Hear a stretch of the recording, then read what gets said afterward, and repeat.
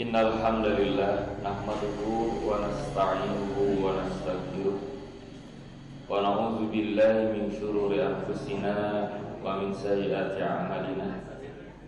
May yahdihillahu fala mudilla lahu wa may yudlilhu fala hadiya lahu. Asyhadu an la ilaha illallah wahdahu la syarika lahu wa asyhadu anna Muhammadan abduhu wa rasuluh alladzi la nabiyya ba'da amma ba'du.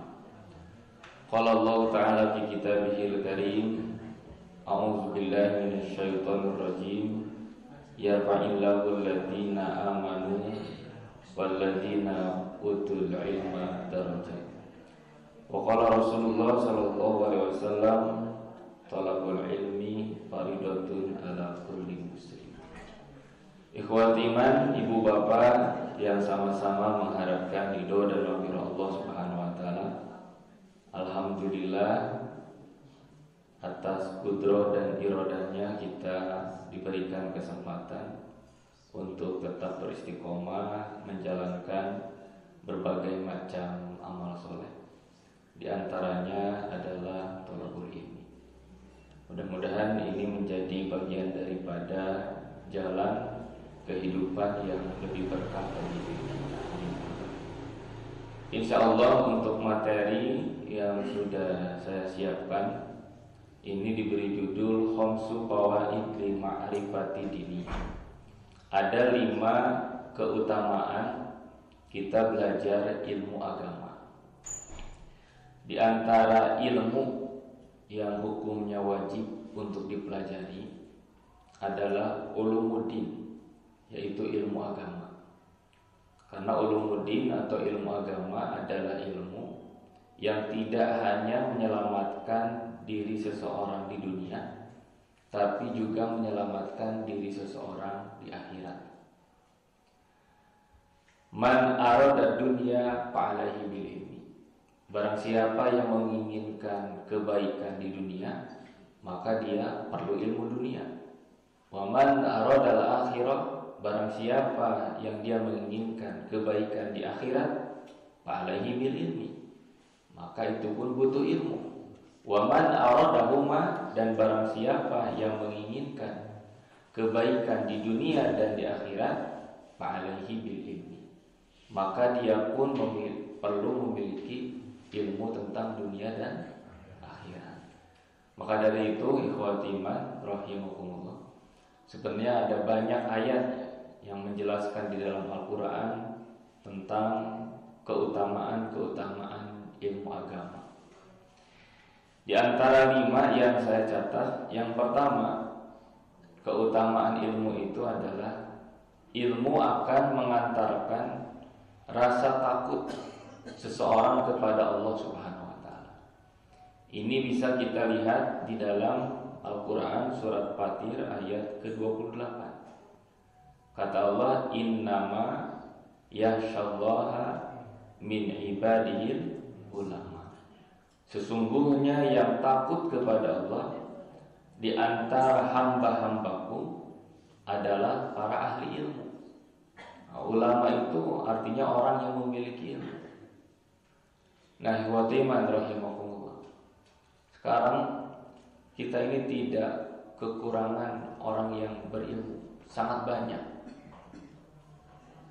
terutama ilmu dunia. Tapi sangat sedikit sekali orang yang memiliki ilmu akhirat. Dan ilmu akhirat inilah ilmu yang mengantarkan seseorang memiliki sifat khasyah, yaitu rasa takut kepada Allah Subhanahu wa taala. Sehingga kata Imam Ibnu Katsir, sesungguhnya rasa takut kepada Allah Subhanahu wa taala yang dimaksud adalah orang-orang yang memiliki ilmu tentang Allah, sehingga mereka mengetahui sifat-sifatnya, mengetahui keagungannya, mengetahui kemuliaannya, mengetahui kesempurnaannya, mengetahui Allah Subhanahu wa taala membalas kebaikannya, dan Allah Subhanahu wa taala yang akan memberikan balasan kepada setiap keburukannya. Maka itulah yang membuat diri seseorang itu memiliki sifat khasyah. Jadi ikhwati iman rahimakumullah, Di antara ilmu yang mengantarkan diri seseorang memiliki rasa takut kepada Allah, yang mereka mengetahui ilmu tentang Allah. Di antara orang-orang yang mencintai dan melaksanakan juga menjaga sunnah-sunnah Rasulullah adalah mereka yang belajar mengetahui bagaimana kehidupan Rasulullah SAW.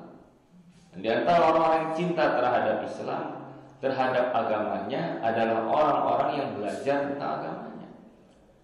Badai kumaha gaduh kasihan ke Allah, ari teu wau ka Allah. Badai kumaha gaduh rasa cinta ke Rasulullah, upami tara diajar sirah Nabi, tidak pernah belajar bagaimana perjuangan Nabi. Bagaimana seseorang mencintai agamanya kalau dia tidak pernah belajar terhadap agamanya. Jadi sifat khosyah ini hanya tumbuh di dalam hati-hati seseorang yang terpupuk dengan ulumuddin, ilmu agama. Ini sebagai bentuk penyeimbang ikhwati iman rahimakumullah. Karena pada zaman Nabi, orang yang pintar tentang masalah ekonomi sudah ada. Seperti siapa? Abdurrahman bin Auf. Orang yang memiliki ilmu tentang strategi perang sudah ada. Seperti Khalid bin Walid. Itu sudah ada. Orang-orang yang pintar membuat strategi perang. Khalid bin Walid itu termasuk salah satu seseorang yang pada saat sebelum masuk Islam mengalahkan pasukan kaum muslimin di perang Uhud.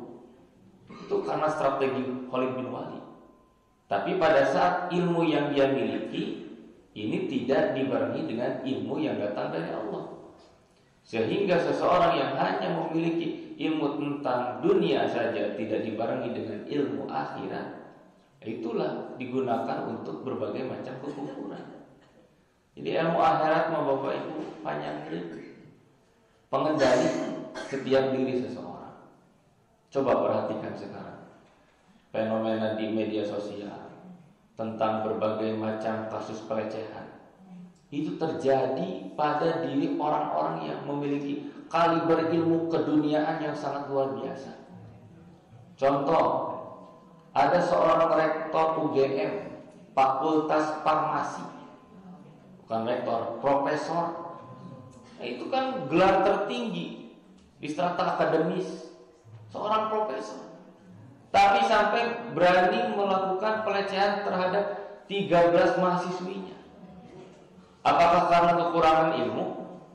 Tidak, profesor. Untuk ilmu agamanya kurang, tapi untuk ilmu dunianya dia sudah banyak. Yang kurang apa? Ilmu agamanya.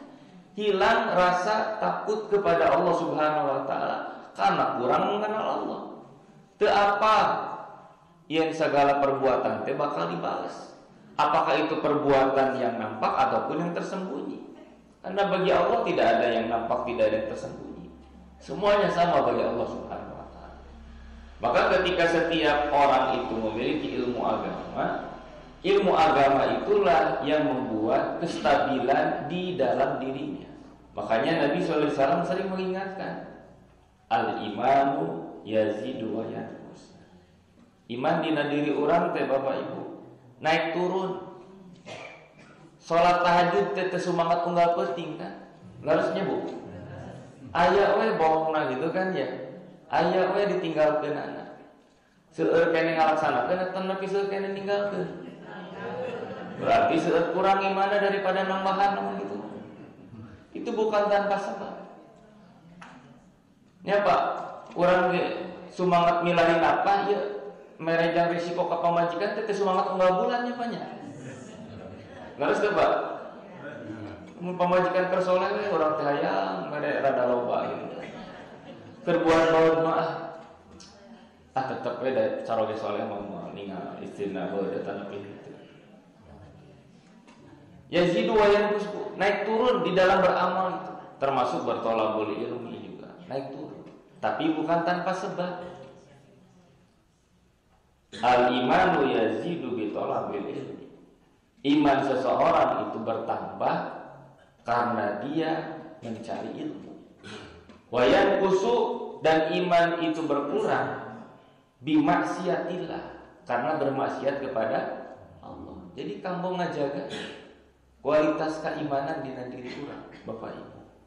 Itu perlu menghadiri majelis-majelis ilmu. Yang disitulah Allah Subhanahu wa Ta'ala memperkuat keimanan kita dengan ilmu yang kita pelajari, sehingga puncak daripada tingginya ilmu seseorang adalah memiliki sifat rasa takut kepada Allah.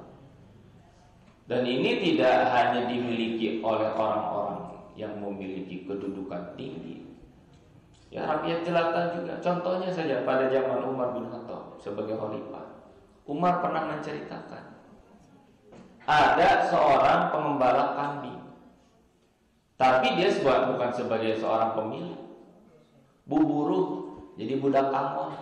Ya dombanan usaha, dombanan itu majikan anak, ludungun anak. Di tengah jalan dipegat ke Umar. Dia cenah kerbutuh domba, ciklah dibeli hiji mah. Atau Umar dai masanes nu abdi, bijak usaha atuh ludungan. Wah, domba sakieu lobana, moal kahitung. Bejakeun we, dihakan serigala atawa labrag ka jurang. Umar teh diuji siga kitu.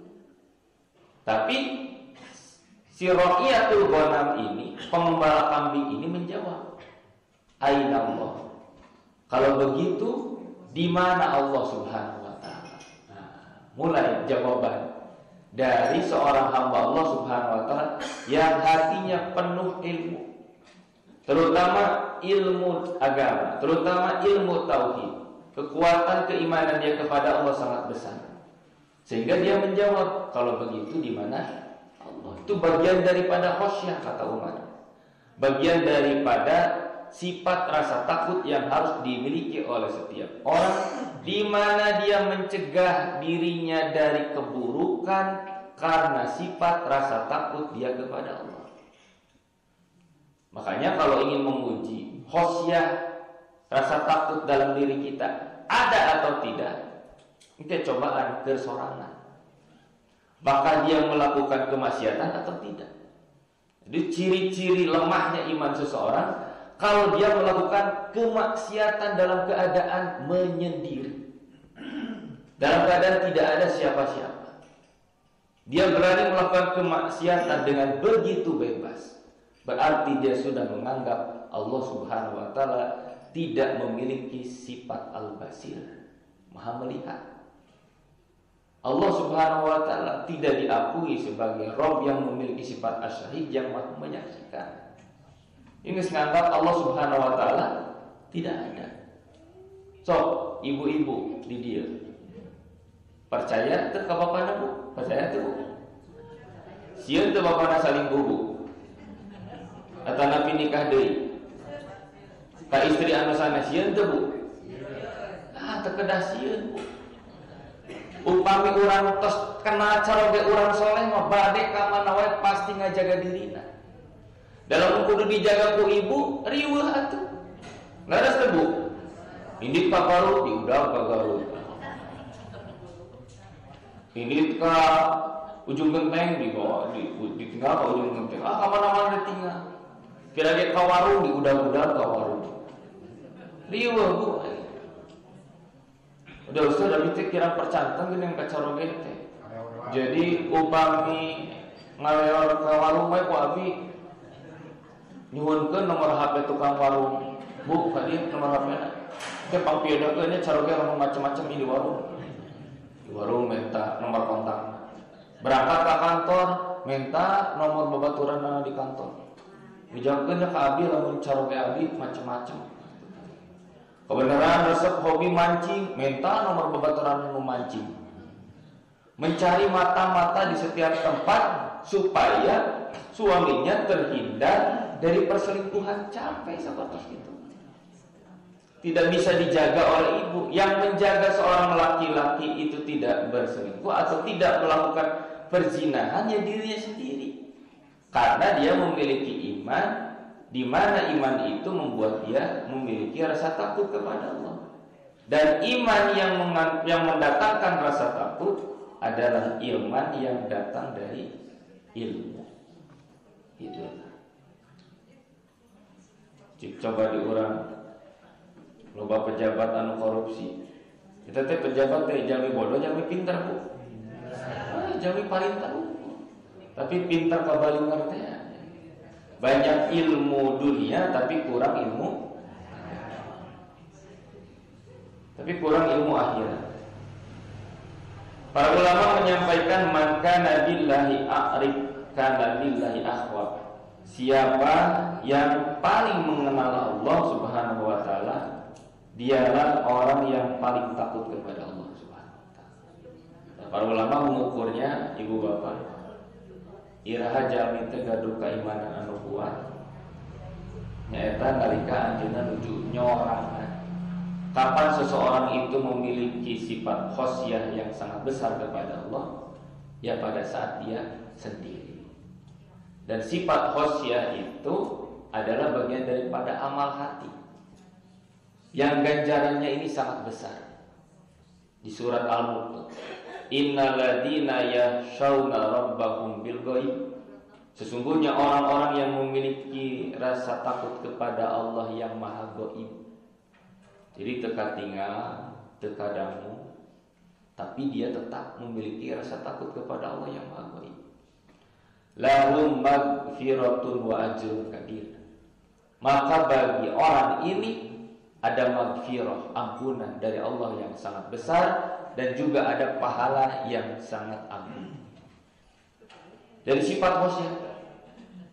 Nanti kalau dilihat beberapa penjelasan dari para ahli tafsir, khosyah itu mendatangkan pembebasan diri setiap hamba dari siksaan neraka dan penjaminan dari Allah bahwa dia akan masuk surga dengan kalimat lahum magfiratun, bagi mereka ada ampunan, wa ajrun kabir, dan bagi mereka ada pahala yang besar. Kusabab gaduh kasieun ka Allah Subhanahu wa taala. Dan sifat khosyah ini juga berpengaruh terhadap keikhlasan di dalam beribadah. Kalau seseorang memiliki sifat khosyah, rasa takut kepada Allah, maka ibadah dia itu tidak pernah berubah. Niat dan juga kehusuannya, apakah disaksikan banyak orang ataupun tidak disaksikan banyak orang. Nuju sholat berjamaah atau Nabi nuju sholat nyarira, tidak ada perbedaan bagi dirinya. Karena rasa takut yang ada pada dirinya hanya tertuju kepada Allah saja.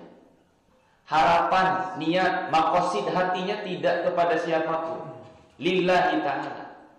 Tapi berubah kalau tujuan ibadahnya lintas karena manusia. Harika sholat berjamaah mah takbirna gemeni lalauna, jeung dilepohkeun ya Allah. Nepi ka teu jadi gitu. Balikan deui Allah. Teu jadi deui. Mun 3 kali cenah teu menang salat, jadi nu katilu mah dijadikeun.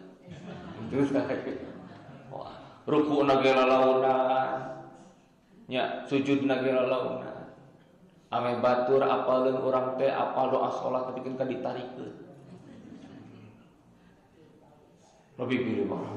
Ngaganggu batur eta teh tong kitu dina salat. Kalau salat sir tidak boleh intirab, tidak boleh bergetar tenggorokan kita. Ulah dugi ka maca tahiyat teh dijahar. At-tahiyatu. Asyhadu an la ilaha illallah. Wa asyhadu anna Muhammadar Rasulullah. Ari teh tuhusu hayal salat hayal salat. Ceuk gigireun teh. Kunaon cenah tahiyat kala pomat sia mah. Maneh dikala ngomongnya urang cenah gitu. Da matak tong disolatkeun bisi salah gitu. Sok kaganggu tara bunuh gigireun. Urang para kalimat at-tahiyatul mubarakatus salawat. Marina geus Allahumma sholli ala. Jika bawa kan itu. Tak kaganggu teh gitu kan ya. Kan salat ada dua, Bu. Ada salat jahar, ada salat sir. Kalau menjadi makmum ya disirkan, termasuk bacaannya. Batasannya mana? Batasannya adalah ittirab, bergetarnya tenggorokan kita. Sudah bergetar dan terdengar oleh orang yang di samping kita, berarti sholat kita sudah tidak jahar lagi. Itu tah salat teu niatna karna Allah. Lain khusyuk tapi dihusuk-husuk. Beda lamun salat di bumi. Salat di rumah. Tidak ada orang lain. Kenapa berangkat ke masjid menggunakan pakaian yang bagus, bahkan pakai minyak wangi, sengaja menggunakan pakaian yang bersih, tapi pada saat sholat di rumah menggunakan pakaian ala kadarna. Ada ke masjid mah milihan kena nage anu simer, buricak burino gitu kan. Memang gurila kata boku batu. Ada ke sholat di imam memakai mukena anu cetia di ditebak mas cai wudhu geuningan. Manehna wae nu makena hayang buru-buru ngaleupas. Tetep kuat tetep bauna biasa mau kena Idul Fitri mau setahun sekali dicucina gitu. Asal-asalan. Bapak-bapak hari ka masjid melarian sarungna ge nu sae gitu kan. Kuna aya dugumi sarung geus bolong mah atunya. Bari dipakena ge pabelit kana suku. Geus tah dipake deui atuh eta. Nganggo kaos oblong.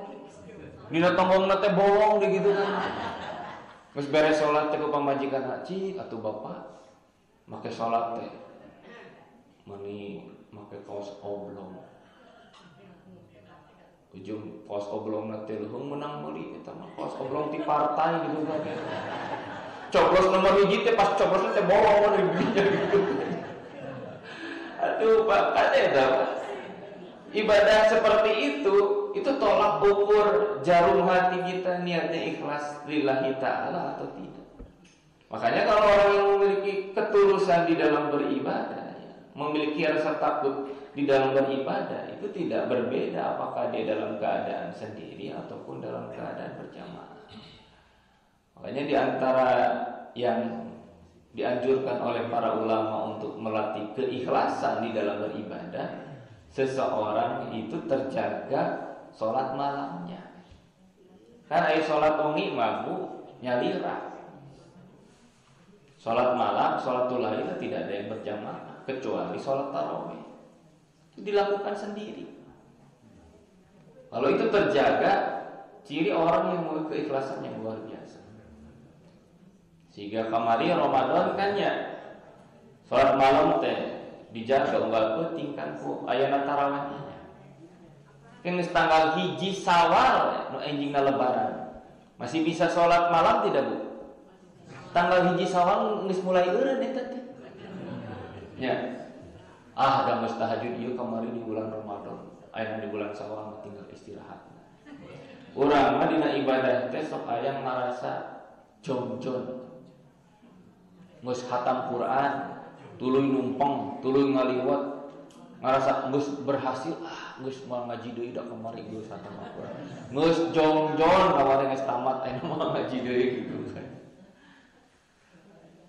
Saum Ramadan selesai, tiba di bulan Syawal, oleh Nabi disunahkan untuk melaksanakan saum. Berapa hari, Bu? 6 hari. Man soma Ramadan imanan wa ihtisaban.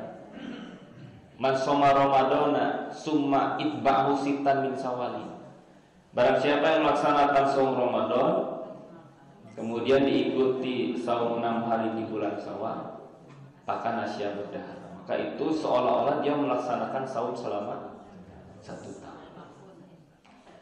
Nah, itu keutamaan yang pertama, ikhwati. Jadi dengan ilmu itulah seseorang memiliki sifat khosyah. Jadi puncak tingginya ilmu seseorang adalah memiliki rasa takut kepada Allah. Jadi tidak dilihat dari pengetahuan dia menyebut ayat Quran, pengetahuan dia menyebut hadis Nabi, tidak. Itu mah ilmu bagian luarnya saja. Ilmu pada dirinya, pada hatinya, puncaknya adalah kata Allah, innama yakhshallaha, sesungguhnya orang-orang yang paling takut kepada Allah min ibadihi di antara hamba-hambaku al-ulama, hanyalah orang-orang yang berilmu. Innama itu di dalam bahasa Arab disebutnya adatul hasan. Jadi pembatas, hanya itu, tidak ada yang lain. Tidak ada kesempatan yang lain, tidak diberikan kepada ilmu yang lain tentang rasa takut kepada Allah Subhanahu wa taala, hanya didapat dari ilmu agama, dari ulumuddin.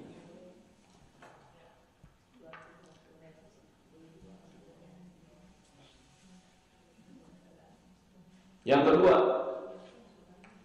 keutamaan ilmu agama itu adalah ilmu agama memudahkan seseorang untuk masuk surga. Dalam hadis riwayat Imam Abu Dawud, Nabi SAW bersabda, "Man salaka tariqan yatlabuhu bihi ilman." Barang siapa yang menempuh jalan untuk mencari ilmu, salakallahu bihi tariqan min turuqil jannah. Maka Allah akan memudahkan baginya menuju jalan ke surga. Tariq itu artinya jalan yang harus dilangkahi, yang harus ditempuh. Maka dari itu ikhwatul iman rahimakumullah, hayang uninga orang gampil ka surga atana pintena tinggal we kumaha gampil jeung henteu orang angkat ka majelis ilmu. Karena di awalnya Nabi mengatakan demikian. Man salaka tariqan yatlabu bihi ilman. Barang siapa yang memudahkan langkah kakinya untuk mencari ilmu, sahalallahu bihi tariqan ilal jannah. Begitu pula Allah Subhanahu wa taala akan memudahkan langkah dia menuju surga. Tinggal we kumaha gampil jeung henteu, berat jeung henteu, hampang jeung henteu. Dalam mun arek thalabul ilmi mah ku sabab rek ibadah gogonana teh loba. Komolang geus katinggal di luar cedeung. Terus mulai girimis gitu kan. Pas arek angkat teh geus mulai mangaruhan pamajikan teh. Bapak cedeum siga kieu mah hujan siga kieu mah. Ustadna ge moal datang. Geus mulai gitu kan. Jamaah ge moal aya ieu mah. Geus hujan siga kieu mah. Arek indit neangan ilmu mah kitu. Tapi lamun arek indit balanja ka bor mah geus cedeum girimis kan. Gancang bapak bisi kaburu hujan tah. Gitu ada arek balanja mah kudu gancangan bisi kaburu hujan. Terus pameh pada wilayah ilmu mah gitu. Aya we masalahna teh. Nyeri beuteung teh mah gitu kan ya. Rieun teh mah gitu kan. Nusukuna teu nanaon ge ujug-ujug ka asal ada pegel gitu nya Pak gitu kan. Geus ada rasa tunduk, teh goda ngumpul tuh. Budak ceurik teh mah gitu kan. Masalah nanti seueur. Membuat seseorang itu tercegah dari menghadiri majelis-majelis ini. Maka jalan itu harus ditempuh. Kalimat salak itu artinya suluk itu jalan-jalan perjuangan yang memang harus datang dan hadir dalam diri kita. Di Madinah itu kan Masjid Nabawi ada yang disebut dengan raudhahnya. Nah, kenapa disebut raudhah? Setiap orang tuh menginginkan sholat tahiyatul masjid di situ. Itu karena Nabi dulu setiap kali menyampaikan ilmu kepada para sahabat atau menyampaikan wahyu yang baru diterima kepada para sahabat di Madinah, ya di situ tempatnya.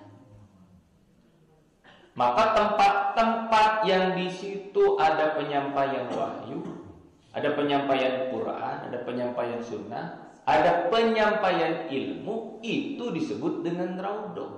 Nabi menyebutnya raudhatun min riyadil jannah.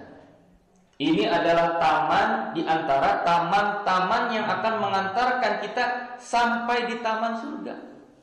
Makanya Imam Nawawi membuat satu kitab yang diberi judul Riyadus Shalihin, taman orang-orang soleh. Isinya di dalamnya ya tentang ilmu. Bagaimana kita menjadi orang-orang yang soleh.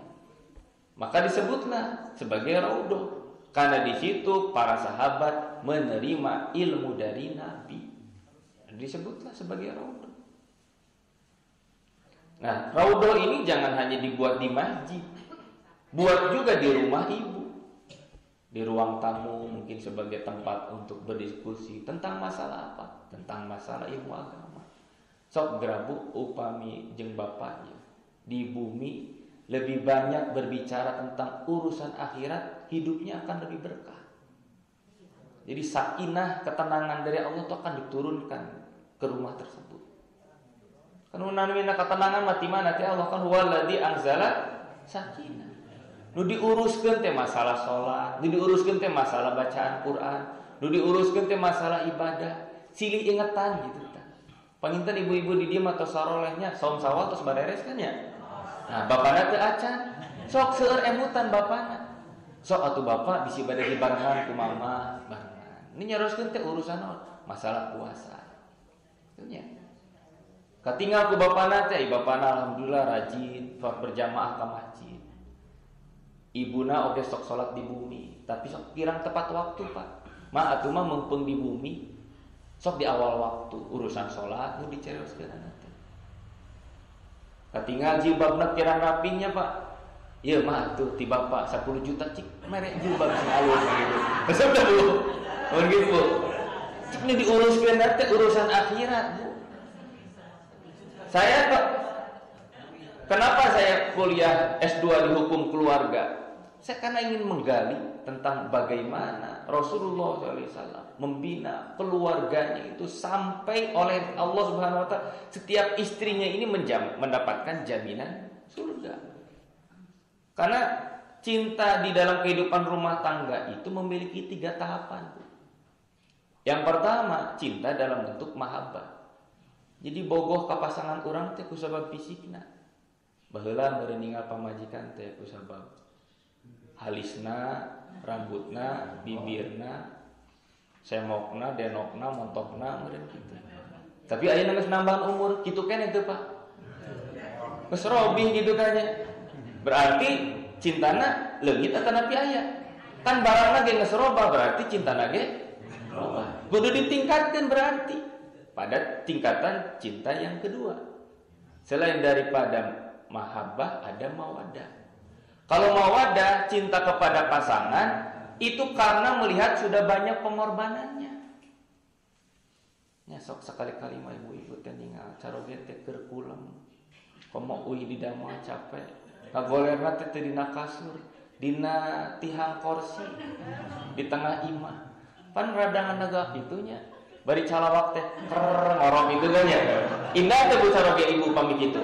Indah. Dia sedang menikmati kelelahannya setelah berjuang mencari nafkah, meh pamajikan jeung budakna ginding. Si bapak teh geus bodas kieu nya. Geus peot, geus rada bungkul.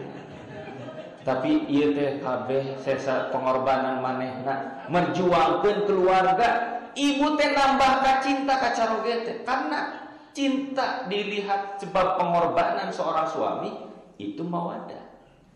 Tapi kan nambah kolot, nambah umur harus sampai pada tingkat cinta paling tinggi, yaitu rahmah.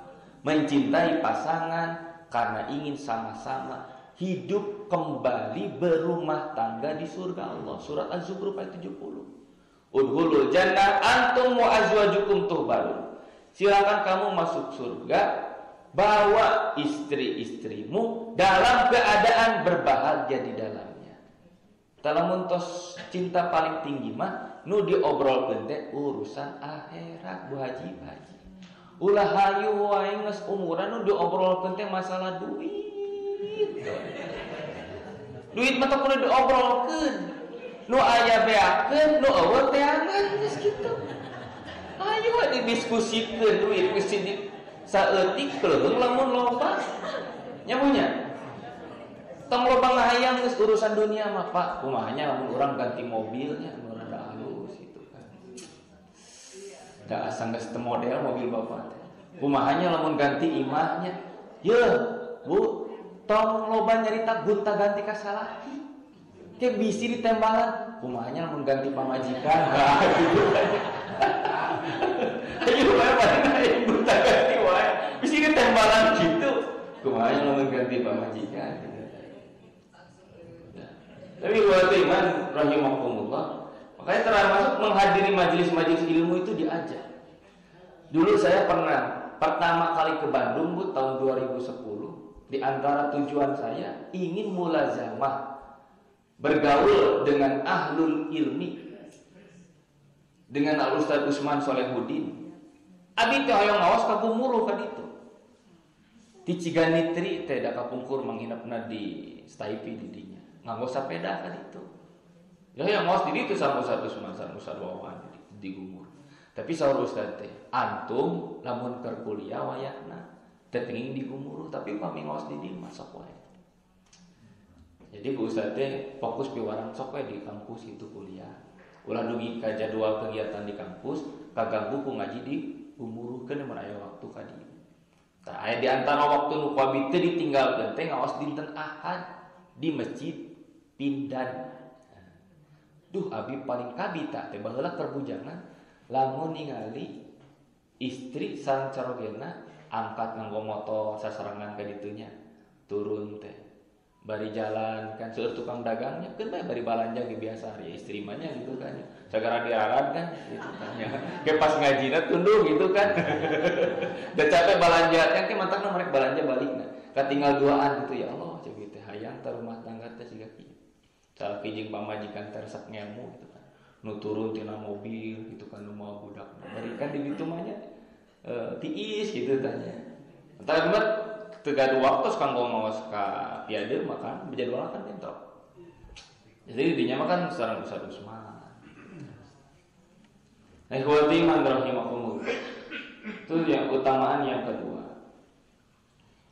Di riwayat ini juga ditambahkan tentang keberkahan yang lain. Wa innal malaikata la tad'u ajninati hariddan li talabil ilmi.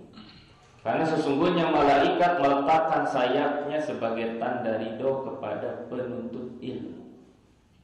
Wa innal alima, dan sesungguhnya seorang yang berilmu la yastaghfiru lahu man fis samawati wa man fil ardh.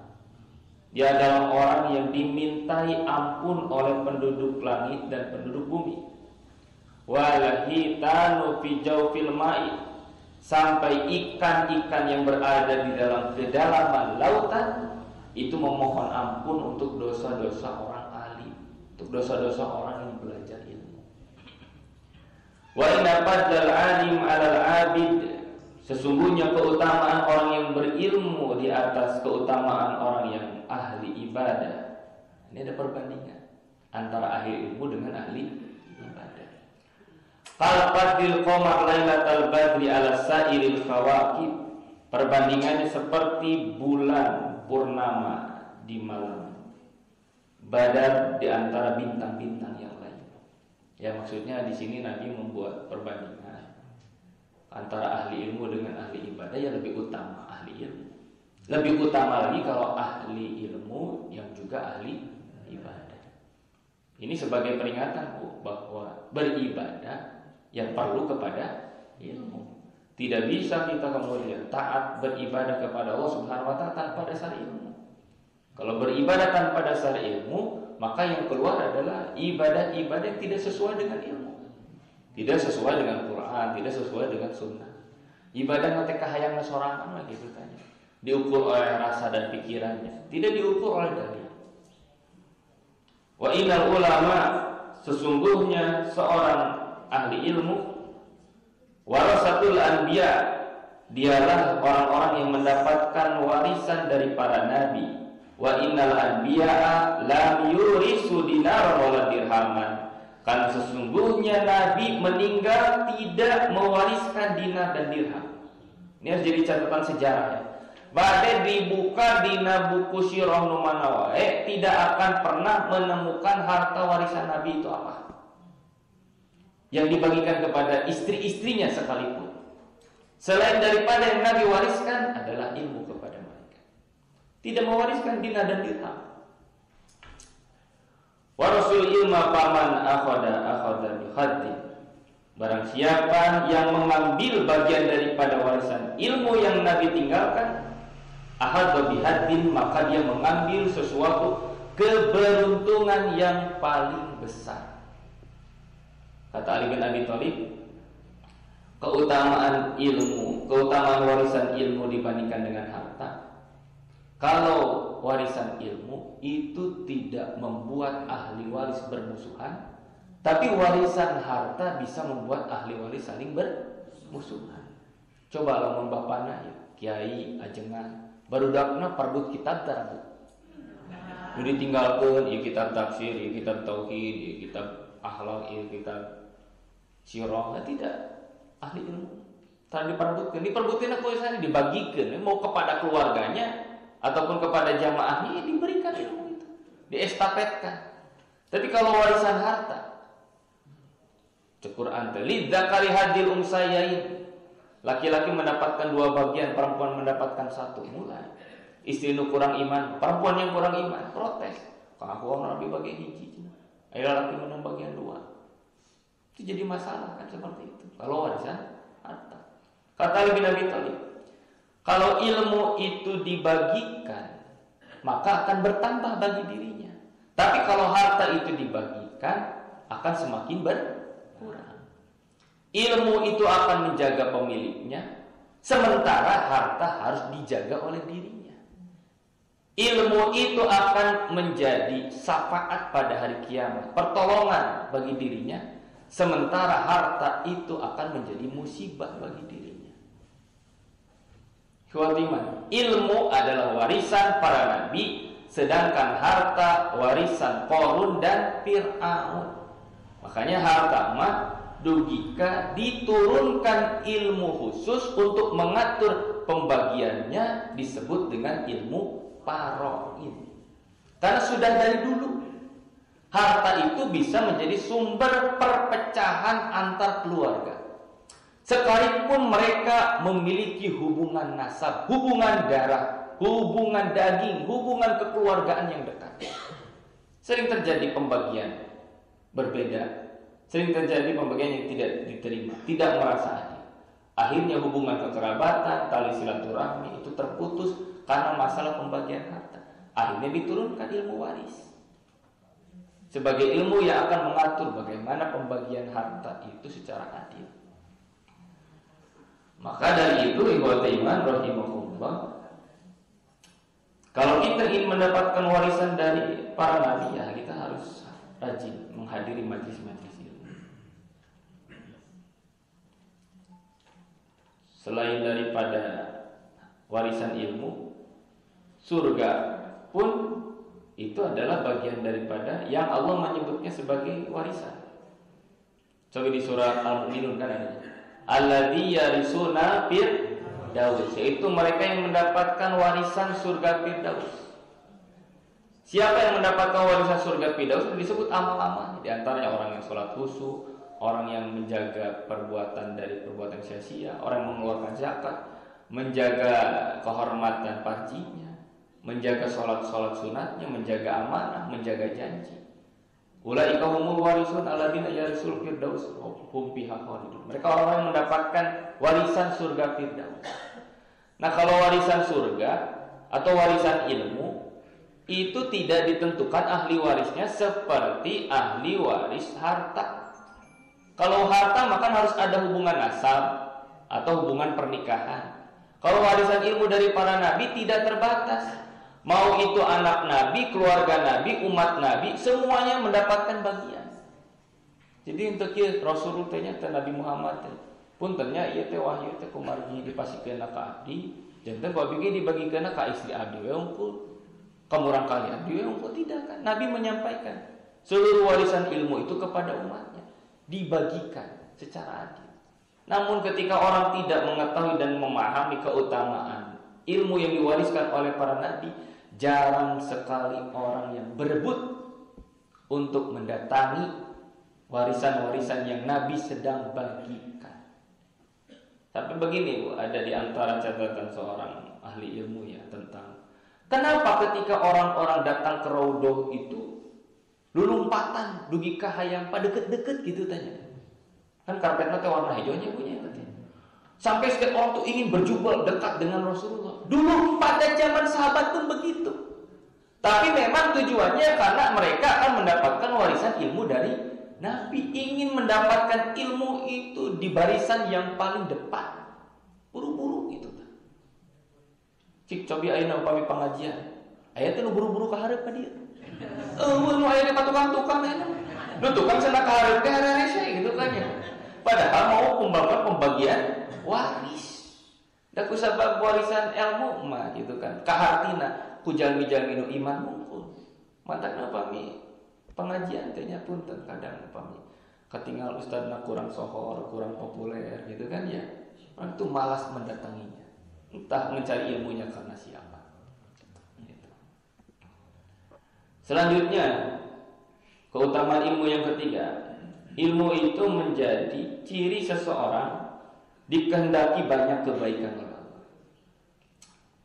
Dalam hadis riwayat Bukhari dan Muslim, "May yuridillahu bihi khairan yufaqihu fiddin."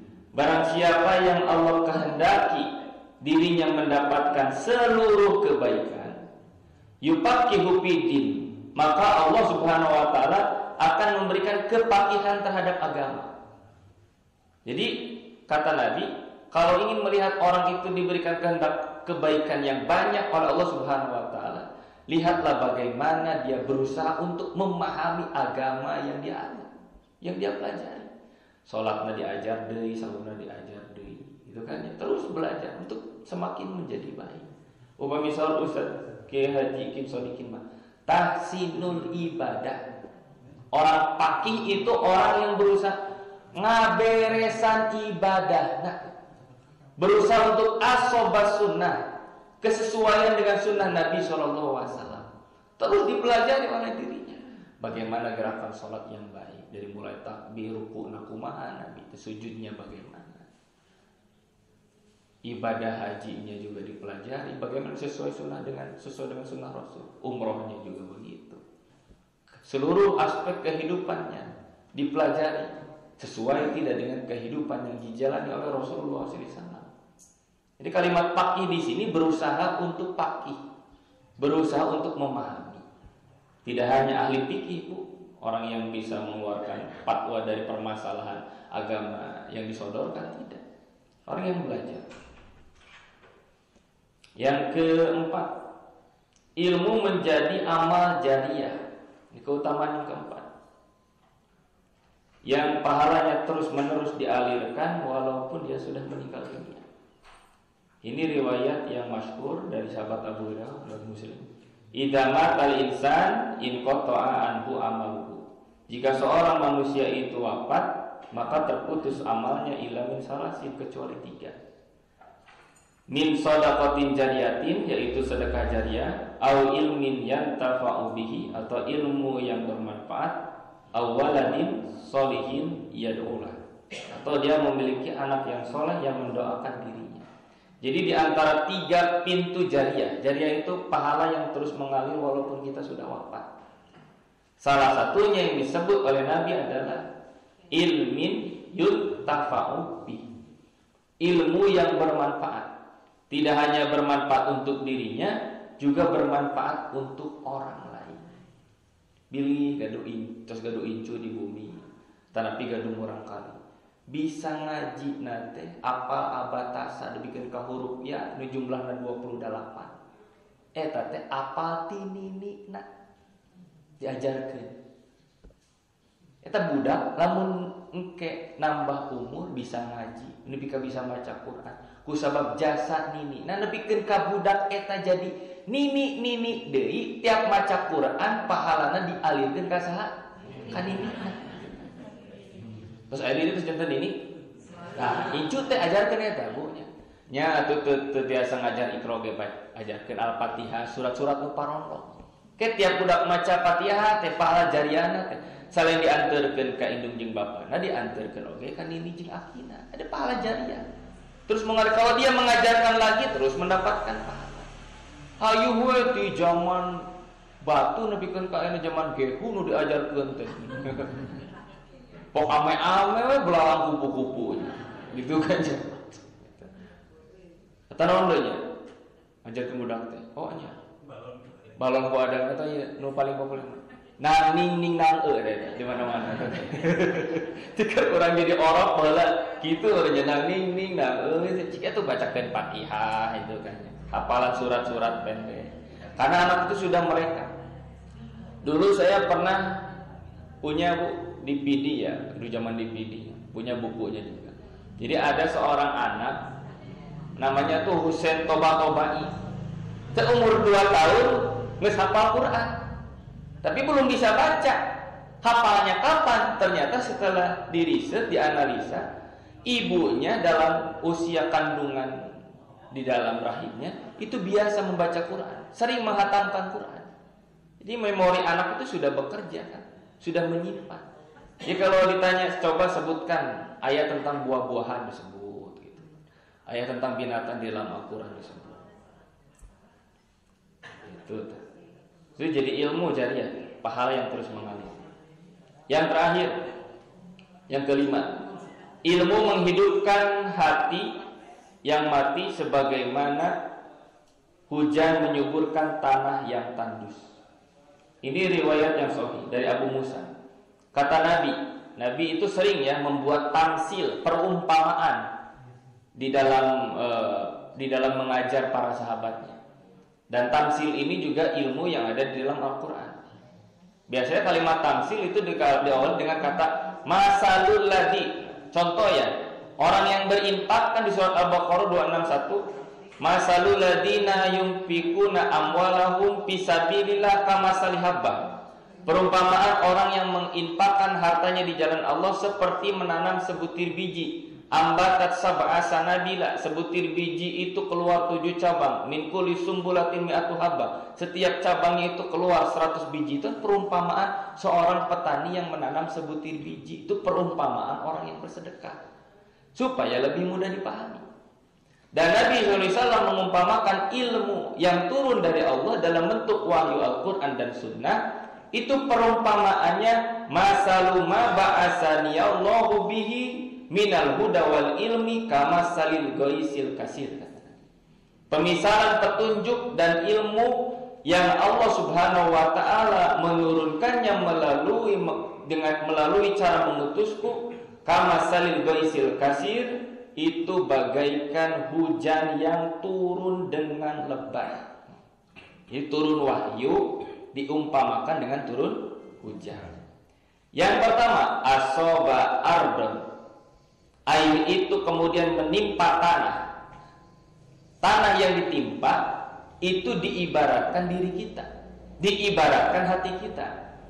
Pakana minha naqiyatun, maka ada tanah yang naqiyah, yaitu qabilatil ma', tanah yang menyerap air. Fa'ambatatil kala wal ushbal kasir, sehingga menumbuhkan tumbuhan rerumputan yang banyak. Ini tanah yang pertama, yaitu tanah naqiyah, tanah yang menyerap air, tanah yang menjadi subur karena air tersebut menumbuhkan tumbuhan dan rerumputan. Ada yang kedua, wa kanat minha ajadib, kemudian di antaranya juga ada tanah ajadib, yaitu tanah yang bisa menampung air namun tidak menyerapnya. Amsakatil ma', menahan air gitu kan. Jadi hujan turun tapi ngan ditahan unggul, tidak diserap. Pada Allah bihanas, maka dengan genangan air tersebut Allah memberikan manfaat untuk banyak orang. Pasyaribu, orang kemudian minum, wasaqau, binatang-binatang juga minum, wazara'u, kemudian tumbuhan-tumbuhan pun mengambil airnya. Yang ketiga, wa asabat minha ta'ifatun ukhra, pada jenis tanah yang lain, innama hiya ki'anun, yaitu tanah yang disebut dengan tanah ki'an. Tanah yang tidak bisa menyerap air, juga tanah yang tidak menampung air. La tumsiku ma'an wa la tunbitu kallan. Jadi tanah luka di rumah ternyerap, tenampung, gitu kan ya. Maka kata Nabi, padalika masalu man faqiha fi dinillahi wa nafa'u ma ba'asani Allahu bihi. Inilah pemisalan orang yang memahami agama Allah Subhanahu wa taala. Ada agama yang bermanfaat untuk dirinya kemudian bermanfaat untuk orang lain. Ada juga orang yang tidak mengambil manfaat dari agama ini untuk dirinya, juga tidak mengajarkan untuk orang lain. Nah, ikhwatul iman rahimahullah, pemisalan yang luar biasa. Yang paling tinggi tanah naqiyah, sudah dia serap kemudian mendatangkan manfaat. Untuk siapa? Untuk dirinya dan orang lain. Tapi ada juga yang kedua, ajadi, bermanfaat hanya untuk orang lain saja, tapi tidak untuk dirinya. Dan yang ketiga, ada talakian, tidak bermanfaat untuk dirinya, tidak bermanfaat untuk orang lain. Dan kata Nabi, fa'alima wa 'allama, maka hendaklah apabila seseorang sudah fa'alima, menjadi orang yang rajin menuntut ilmu, wa 'allama, maka dia punya kewajiban untuk mengajarkan ilmu. Sebagaimana dalam sabda yang lain kata Rasul, khairukum man ta'alamal Qur'an wa 'allama. Panghade-hadena jari lamun diajar Quran tuluy ngajarkeun deui ka batur. Ya sederhanalah Bu untuk mengamalkan ayat hadis ini maka. Kan kata Nabi sampai kalimat khairukum itu maknanya akhyar, yang paling baik. Orang teh sudah belajar Quran, kemudian diajarkan kepada orang lain. Batasan ilmu yang harus diajarkannya bagaimana? Balighu anni walau ayat. Ya walaupun dia dapat satu ayat ketika ngaji, pulang ke rumah dia diajarkan. Bisi caroge di bumi teh teka bujeng angkat naos dan bade didamelna kedah subuh kene angkatna ibu nu angkat ka masjid ke upami pependak di bumi caroge euy ti kantor naroskeun mah hari tadi jeung Ustaz Jusman ngaos subuh teh materina entang naon biasa Ustaz nyarek bener nyarek salah nita bener gitu biasa mantapna gerak sok ngaji dah memakai saya ngajar benar di ke bapak. Ya minimal ada yang disampaikan, ada transformasi ilmu begitu, ada transfer ilmu itu yang disampaikan. Sudah kita mempelajari kemudian kita mengajarkan. Wa masalah man lam yarfa bidzalik ra'san, tapi perumpamaan orang yang menolak ilmu, lam yaqbal hudallahi alladzi ursiltu bihi. Dialah orang yang tidak menerima petunjuk Allah yang dibawa oleh diriku pada saat aku menerima darinya. Wa iman Bapak Ibu dirahmati Allah Subhanahu wa taala. Hadis ini dicantumkan di dalam kitab Sahih Bukhari bab orang yang berilmu dan mengajarkan ilmu. Nah, di kita kadang kendalanya itu mencari ilmu hanya sampai pada diri kita, gitu kan ya. Nah, Bapak Ibu kalau sudah mendapatkan ilmu, silakan pulang ke rumah, sampaikan nasihat-nasihat yang didapat. Itu sebagai bentuk fa'alima wa 'allama. Kita belajar, kemudian kita mengajarkan. Bahasanya, metodenya, caranya, ya disesuaikan dengan kemampuan kita. Untuk kudu siga tabligh akbar atau napi pengajian umum itu kan. Incu teh senadariu kami barudak teh. Cicing ieu. Bapak rek ceramah, innal hamdalillah. Madu gitu kan. Ulah bari tuang kan bari heureuy. Nasihat yang baik kepada keluarga.